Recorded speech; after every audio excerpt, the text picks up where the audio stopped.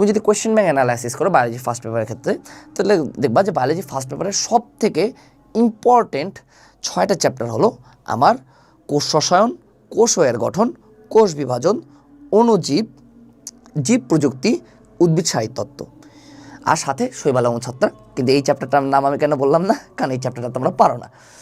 এই 7টা চ্যাপ্টার বলতে গেলে সব থেকে ইম্পর্টেন্ট চ্যাপ্টার, কারণ এই 7টা চ্যাপ্টার থেকেই দেখবা যে মেডিকেল ভর্তি পরীক্ষার প্রায় বায়োলজির 30 মার্কের মধ্যে 16-17 মার্ক প্রশ্ন এই 7টা চ্যাপ্টার থেকেই আসে। আমার কথা ব্লাইন্ডলি ফলো করার দরকার নাই বা বিশ্বাস করার দরকার নাই, শুধুমাত্র কোয়েশ্চেন ব্যাংক খুলবা তাহলে বুঝতে পারবা।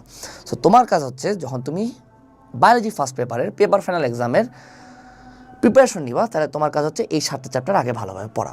বাকি যে চ্যাপ্টারগুলো আছে এগুলো যদি তুমি একটু কম ইম্পর্টেন্স দিও পড়ো, খুব বেশি লস নাই। সো আর আমাদের কিন্তু মনোযোগ বা পরীক্ষা নিয়ে যে পিনিক এটা কিন্তু শুরুর দিকেই থাকে।